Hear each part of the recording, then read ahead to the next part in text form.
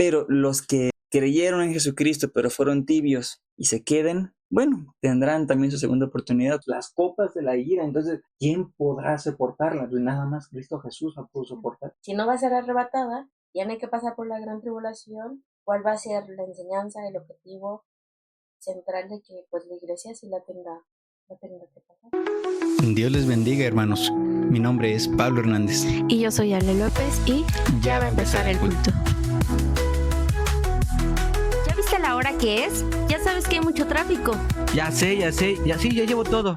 No, espérame, me falta la Biblia. Ay, como siempre. Pues apurémonos porque ya va a empezar el culto.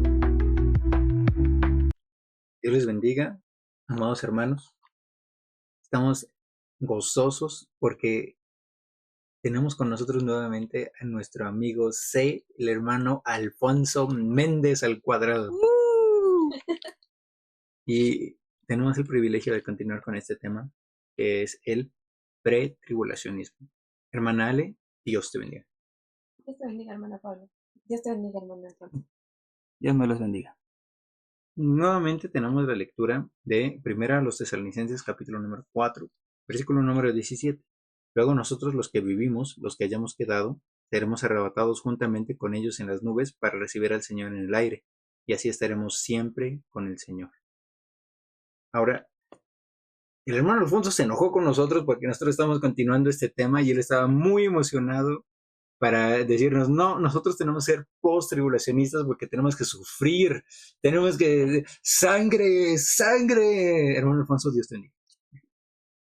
Dios le bendiga, hermanos. Y si es correcto, o sea, ¿qué sentido tiene seguir a Cristo, al varón de dolores, pretendiendo nosotros no pasar dolor? O sea, pues reflexionen, hermanos. O sea, la interpretación de la Biblia es una. O sea, ya saliendo de mi papel, creo que el pretribulacionismo, o sea, estando aquí en Ebenezer durante estos casi 2 años, pues ha sido algo muy comentado, algo que ya prácticamente vemos de manera normal, ¿no?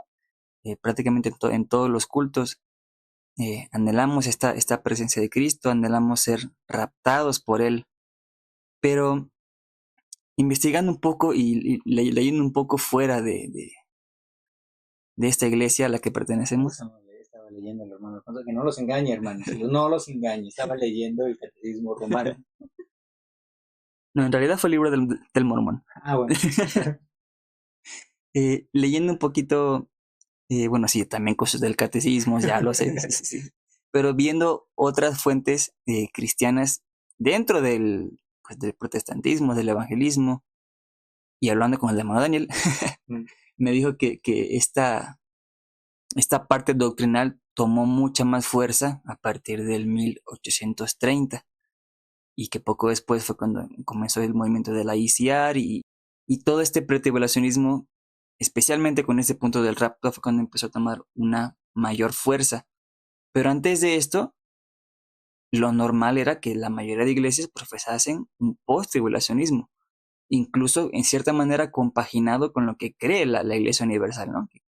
Creen que incluso que el milenio lo vivimos ahora, porque el reino de Cristo ya está instaurado por la Eucaristía, y muchas iglesias cristianas no creen en la Eucaristía, pero creen que efectivamente la gran tribulación está cerca, pero que debemos pasar por ella, y los que permanezcan en la fe, ahí en ese momento será cuando gocen del reino de Cristo, cuando Él venga aquí en la tierra, pero no contemplan un rapto, no contemplan las aguas del Cordero.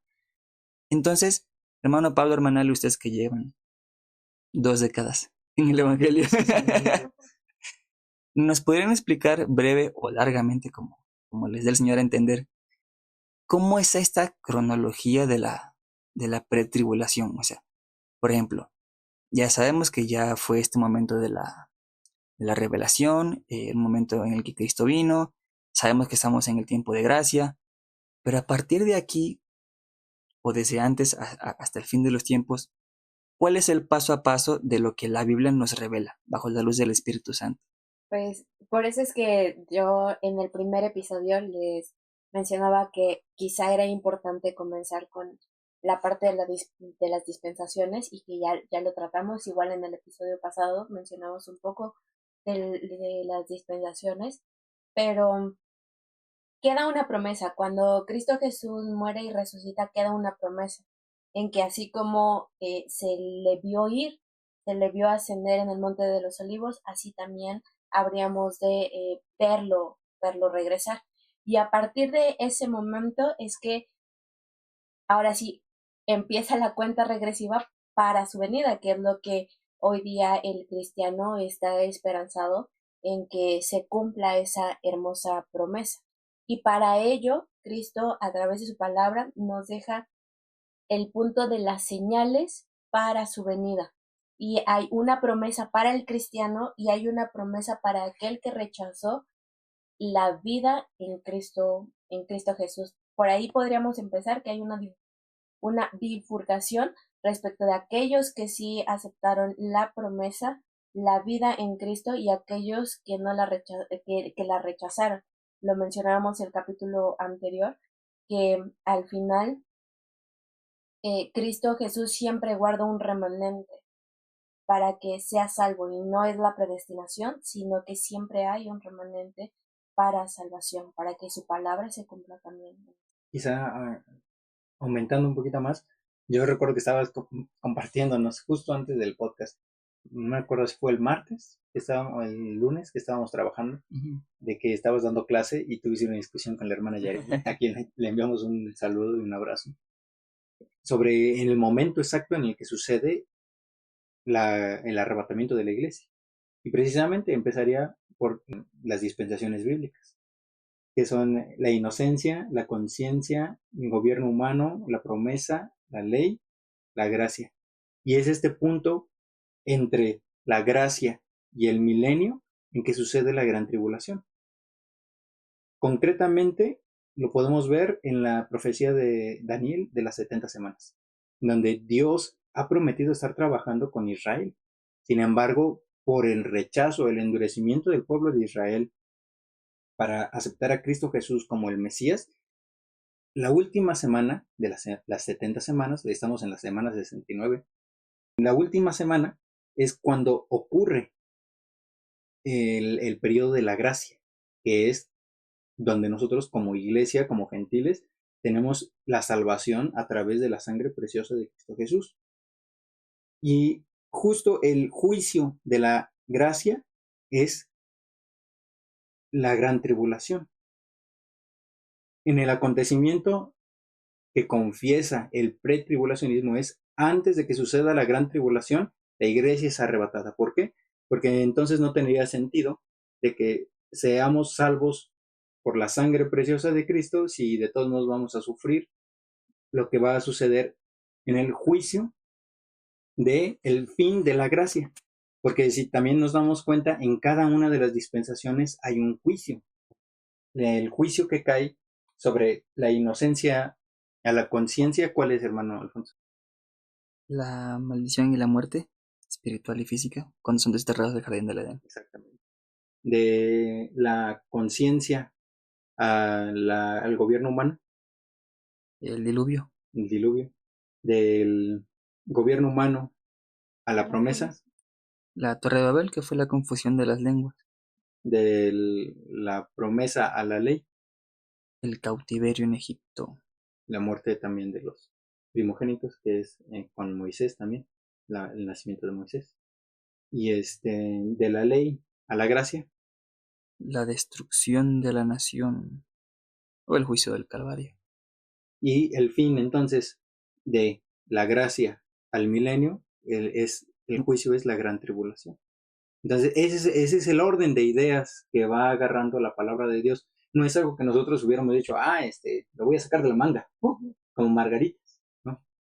Sino que lo podemos ver en las Sagradas Escrituras, algo que nos está diciendo, aquí hay una ruptura, un tiempo de salvación de aquí a acá, y se ve manifestada la gracia de Dios o la salvación de Dios en la vida de las personas que acepten esa salvación que Él está proveyendo.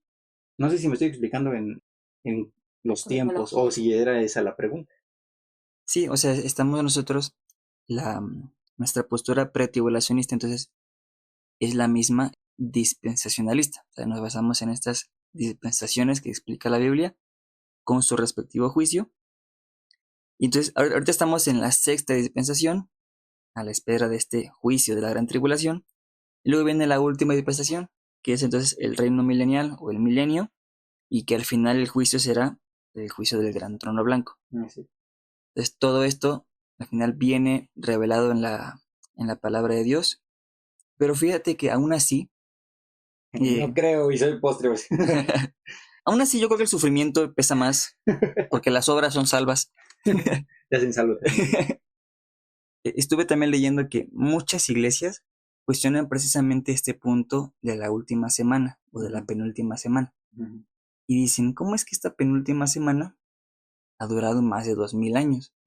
Cuando las otras semanas, pues quizá no fueron literal semanas, pero sí fueron periodos muchísimo más cortos.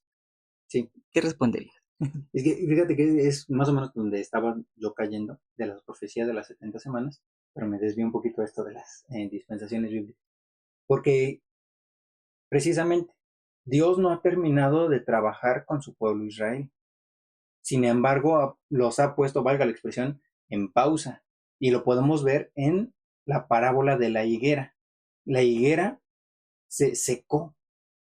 El Señor Jesús le dijo, nunca nadie más coma de ti fruto. Y la higuera fue seca. Pero también nos da la revelación el mismo Señor Jesús de que la higuera va a reverdecer. Entonces, este tiempo de la gracia se ha extendido y literalmente la palabra de Dios te dice, muchos tienen por tardanza la venida del Señor. Hay muchos que ya no creen y por haberse multiplicado la maldad, el amor de muchos se va a enfriar. Esa es la respuesta concreta a quienes dicen, ¿cómo es que este tiempo de la gracia está durando tanto si los otros tienen un límite o un punto final? Ahora, también podríamos caer en los tiempos de los jubileos, que eran más o menos algo que también estábamos platicando en el episodio pasado. Porque hay quienes, como la iglesia adventista del séptimo día, me parece, que tomaron muy literal el tiempo de las 70 semanas y dijeron, ya vino el Señor Jesús y ahorita estamos viviendo en el milenio. Y pues no se vio un arrebatamiento, no se vio el cumplimiento de las promesas que vienen en la palabra de Dios, y eso haría que la palabra de Dios, el Señor Jesucristo, se viera como un hombre mentiroso. ¿Por qué? Porque ellos tomaron literalmente los años como venían explicados humanamente. Pero no nos metemos nunca a escudriñar a profundidad la palabra de Dios. Cuando nosotros nos ponemos a ver el tiempo de la edad del hombre y de los jubileos, entonces es cuando nosotros entendemos que no es aproximadamente, o exactamente más bien, no es exactamente lo que la iglesia adventista confiesa, que ya sucedió el arrebatamiento, que ya estamos en el milenio, quizá también como la iglesia católica, ¿no? Cuando nosotros estudiamos el libro de los Salmos y el libro del Génesis, tienen dos citas muy interesantes. El primero lo podemos ver en Génesis 6:3 y dice, y dijo Jehová, no contenderá mi espíritu con el hombre para siempre, porque ciertamente él es carne, mas serán sus días 120 años. El libro de los Salmos 90:10. Los días de nuestra edad son 70 años y si en los más robustos son 80 años. Con todo, su fortaleza es molestia y trabajo, porque pronto pasan y volamos. Pregunta, hermana Ali, ¿la palabra de Dios se contradice? No, yo a lo que iba, diría yo, robusteciendo lo que estás mencionando, hermano Pablo, es que esta pregunta ya se hacía desde mucho tiempo atrás y lo podemos ver con el apóstol Pedro en su segunda epístola, capítulo 3, versículo número 4, y diciendo, ¿dónde está la promesa de su advenimiento? Porque desde el día en que los padres durmieron, todas las cosas permanecen así como desde el principio.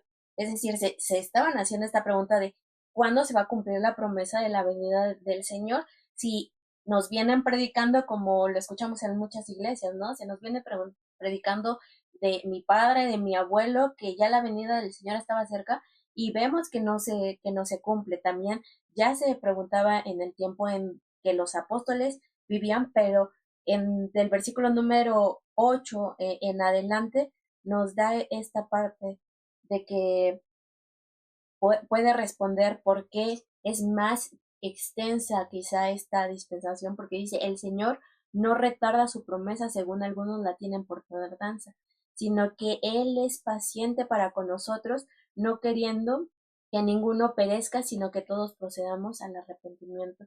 Y hace esta mención de que para el Señor un día es como 1000 años y 1000 años es como el día de ayer que pasó. Y eso es lo hermoso también de la gracia, que no alcanzamos a comprender, que la ley tuvo un tiempo determinado porque no se podía, nadie la podía cumplir más que Cristo.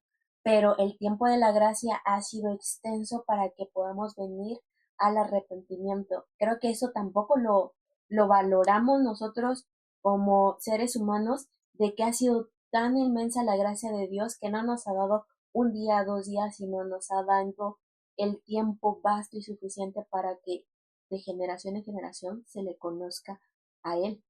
Y pues lo pueden leer nuestros hermanos que lo escuchan. Es 2 de Pedro capítulo número 3, que hace justamente todo esta relatoría de por qué, si nos venimos preguntando cuándo se va a cumplir, por qué no se cumple. Y al final en el versículo número 13 dice, pero nosotros esperamos, según sus promesas, cielos nuevos y tierra nueva, en los cuales mora la justicia, que nos exhorta a estar más allá que tratar de adivinar cuándo va a venir el Señor, estar siempre preparados para cuando ese suceda, esa promesa se cumpla, nos podamos ir con Él. Quizá también ya añadiendo un poco más, la palabra de Dios también nos dice que al tercer día nos resucitará. Yo estaba pensando en Jonás, en el tercer día, 3 días en el vientre del pez, y el mismo Señor Jesús, 3 días hasta que el tercero, Él resucita al borde del tercer día. Y eso nos está dando una referencia que al principio del tercer milenio, como nosotros tenemos nuestro calendario grecorromano, pudiera venir. Y estamos justamente empezando el tercer milenio. Digo, reiteramos el punto porque también lo dijimos el episodio pasado, de que nadie sabe el día y la hora.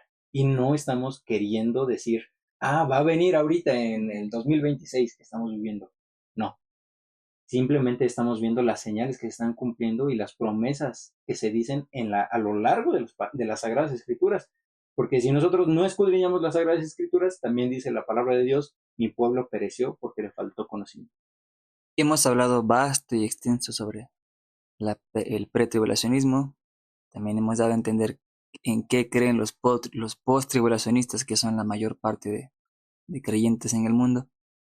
Pero también existe una tercera rama que intenta unificar ambas para que tenga más sentido con la lógica y no nos explote la cabeza, eligiendo uno u otro bando, que es el medo-tribulacionismo.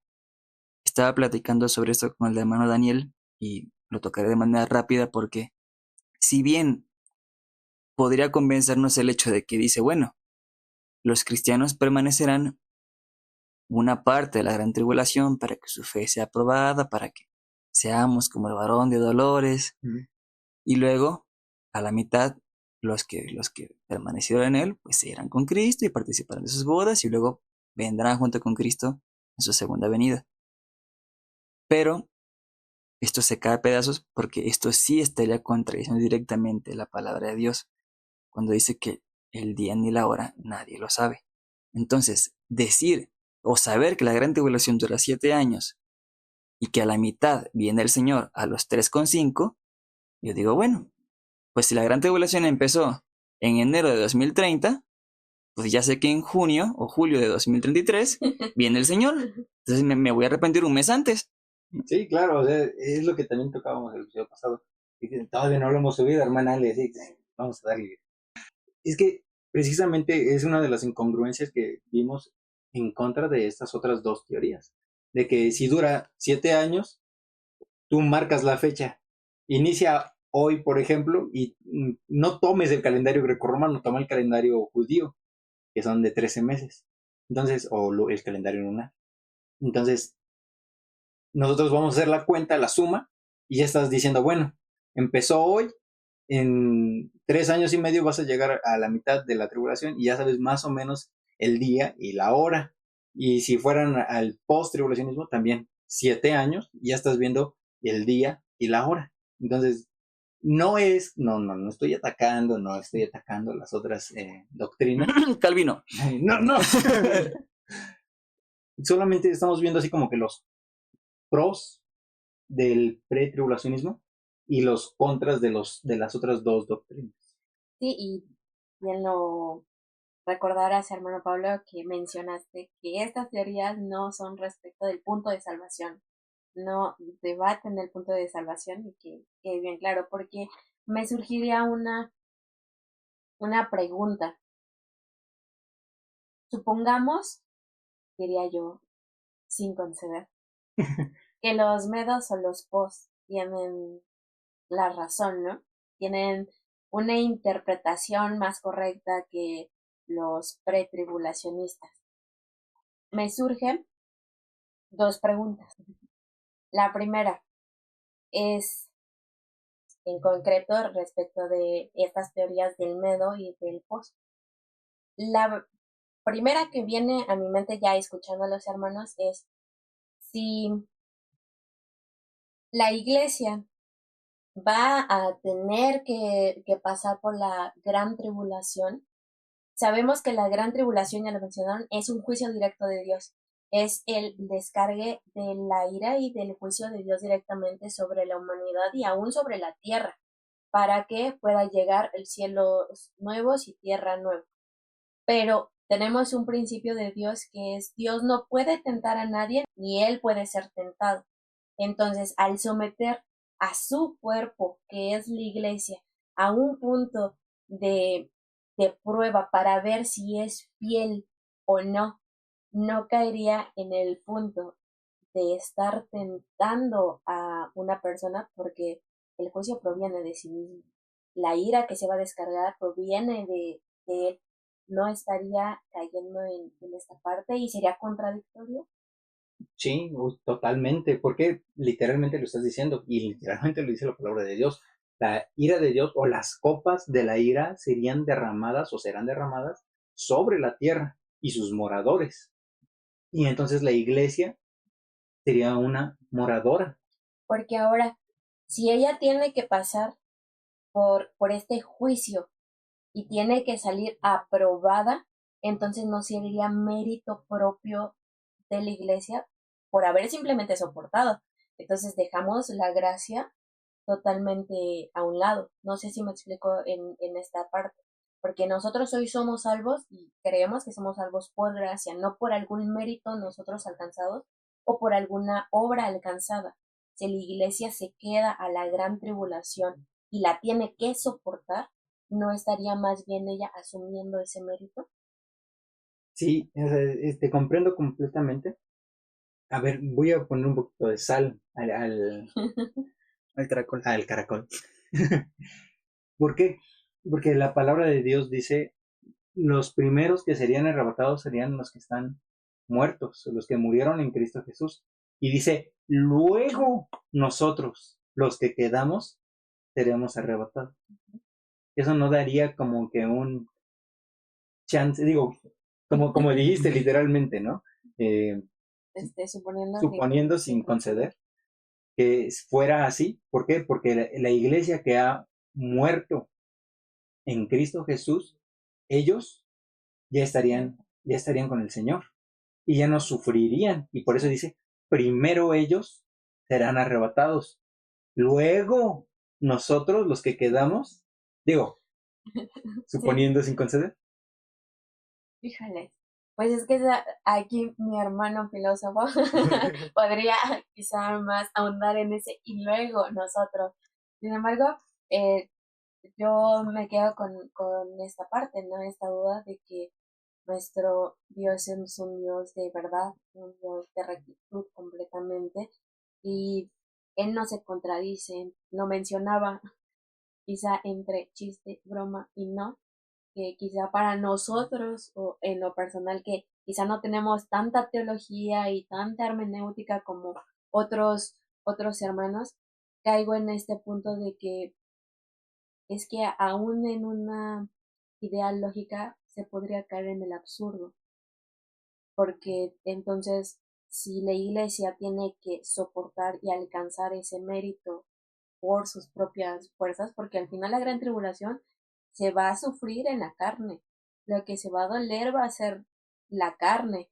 Y claro que va a haber una guerra espiritual, pero recordemos, el Espíritu Santo ya va a estar nuevamente con su pueblo. El tiempo de los gentiles ya se terminó. Entonces, si comenzamos a unir todas estas partes que la escritura nos da luz, pues entonces caeríamos en el absurdo de, pues no importa, hermano, o sea, todavía tienes el chance de en la gran tribulación tener un mérito para poder llegar a ser No salvo, te dejes sellar. ¿sí?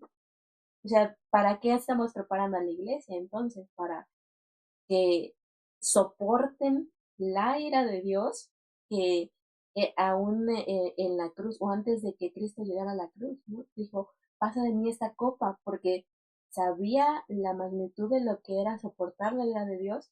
Entonces nosotros, simples mortales, ¿vamos a alcanzar ese mérito tan grande? No, pues no. No, pues no. No, porque precisamente caería en el absurdo de que la palabra de Dios no se está cumpliendo. Caeríamos en el absurdo de que, ok, por tus méritos, por tus obras, vas a ser salvo. ¿Por qué? Porque nada más sería en la gran tribulación, no te dejes sellar. Corre a los montes. Corre a los montes y ahí quédate. ¿Qué pasó, hermano Alfonso? Ya te vi así como que, ay, estos Estos protestantes luteranos, hijos de Calvino. Sí, es que, por ejemplo, yo considero, o por lo que he entendido, la gran tribulación es un periodo especialmente para quienes realmente no creyeron en Cristo, pero al ver este arrebato, al ver este evento que será muy parecido a esta película de Avengers Infinity War, en el que desaparece media humanidad, no, no va a aparecer media, pero sí No, sí era el 50%. bueno, en la película, pero aquí no creo que suceda. Sí, ok. Pero, o sea, va a ser un evento... Peliculón, ¿eh? Perdón. Hay otra película en la que directamente habla sobre el rapto, no me acuerdo cómo se llama. El rapto. ¿Se llama? Con el Nicolás este. Bueno, no me acuerdo. Continúa. Bueno, estas personas, o sea, ya me imagino yo las redes sociales de personas diciendo, al final, los cristianos tenían razón. Y mucha gente, pues, usará estos medios, estas redes, para decir, nos hemos equivocado, pero tenemos una segunda oportunidad. Y la vamos a pasar feo. Y quizás vamos a tener que correr a los montes. Bueno, perdón. No, yo me voy. Es que soy católico, perdón. Yo sí me quedo con el varón de Dolores. Entonces, pero los que creyeron en Jesucristo, pero fueron tibios y se queden, bueno, tendrán también su segunda oportunidad, pero... Es que no, pues es que literalmente ya es por su propia sangre, porque hasta el tiempo de la gracia es por la sangre preciosa de Cristo Jesús. Cuando se termina la gracia ya es así como que o pasaste o te vas al repechaje, como estás diciendo, hermana Ale, y el repechaje es por tu propia sangre y no creas que va a ser algo bonito, algo así de que, ay, sí, todo fue color de rosa y todo bien bonito, pude sobrevivir la gran tribulación bien y sí, a salvo. Pues no. Es que caemos... Bueno, ¿y tu segunda pregunta, hermana? Espera, y es que caemos en el punto de la misma idea que se tiene del infierno, ¿no? Que es muy, muy de, ay, es que allí voy a cotorrear con todo, allá va a ser una fiesta y todo. Creo que tenemos a ese nivel la gran tribulación de, pues solamente no me dejo sellar y corro a los montes y ya con eso pues espero los 7 años y ya, pero no dimensionamos el punto de lo que va a ser la gran tribulación. Es que precisamente dice que es la ira de Dios, las copas de la ira. Entonces, ¿quién podrá soportarla? Pues nada más Cristo Jesús la pudo soportar. Y la segunda duda que tenía era, igualmente, en estas dos teorías, en el medio y en el post, ¿cuál es el objetivo directo de que la iglesia pase este periodo de sufrimiento? Si no va a ser arrebatada, tiene que pasar por la gran tribulación. ¿Cuál va a ser la enseñanza, el objetivo central de que pues la iglesia sí la tenga que pasar? entiendo que, y nos lo comentaba el hermano Daniel, le enviamos un saludo y un abrazo, de que la idea era de que la iglesia que sería que se quede a la gran tribulación tenga que sufrir lo mismo que padeció la iglesia primitiva en el tiempo que era perseguida por Roma.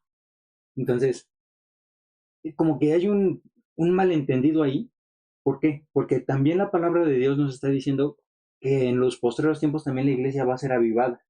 Y yo pienso personalmente que en ese tiempo de avivamiento es cuando la iglesia va a ser perseguida como la iglesia primitiva. Porque si bien sí va a haber un avivamiento, cuando hay un avivamiento es porque ha habido una persecución grande sobre la iglesia. Entonces, permitiendo sin conceder, ¿o cómo me dice? Concediendo sin permitir. Concediendo sin permitir. Pues ese es el plan que se tiene, o la idea que se tiene, de que la iglesia sufra lo mismo que sufrió la iglesia primitiva. Entonces, ¿ya eres post-tribulacionista? No. Y bueno, ya quizá para ir terminando, y vuelvo al punto del episodio pasado. Imagínate, hermano Alfonso, de que alguien hubiera creído a la predicación de Noé, de que alguien hubiera creído a lo que decía Noé de va a llover, va a caer agua del cielo, porque hasta ese entonces había un vapor que subía de la tierra y regaba la tierra. Pero ahora, que alguien hubiera creído a la predicación de Noé diciendo, sí, creo que va a caer lluvia, pero no me voy a subir al arca. Y es que, no sé, la humanidad somos tan...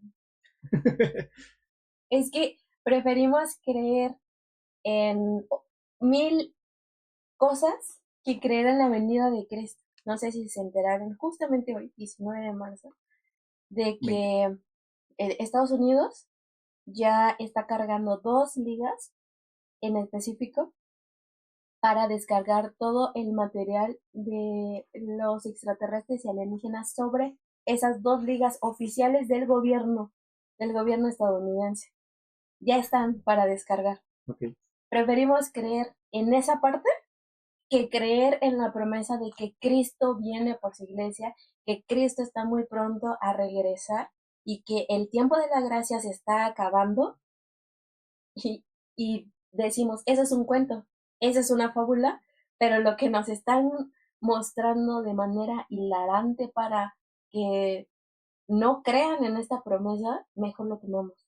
Por eso digo, la humanidad estamos perdidos realmente en tinieblas muy profundas. Muchas gracias, hermana Ale. Muchas gracias, hermano Pablo. No se pierdan el próximo capítulo que nos han ahora introducido. Bueno, que será sobre el miedo, pero también sobre si los aliens existiesen, ¿deberíamos evangelizarles? ¿Cristo murió por vida extraterrestre? ¿Cristo es el Padre de los extraterrestres? La respuesta es sí, porque Cristo Jesús no es de esta tierra. Los ángeles no son de esta tierra. No spoiler, hermanos. No. Ya vámonos porque Ya va a empezar el culto. Somos miembros de la Iglesia Cristiana Ebenezer y en este podcast vamos a descubrir la vida que Jesucristo quiere que vivamos a través de su palabra. Y también vamos a platicar de la concepción humana y lo que en verdad dice la Escritura respecto de quién es Dios, sus mandamientos y la relación que tenemos con Él. Vamos a subir capítulos los días martes, jueves y domingo. En YouTube nos pueden encontrar como Ebenezer 4645, en Facebook Iglesia Cristiana Ebenezer, en Instagram Ebenezer-273. En Spotify, YouTube y Facebook también nos pueden encontrar como Ya va a empezar el culto. No olvides compartir y seguirnos. ¿Y sabes qué? Ya vámonos porque ya va a empezar el culto.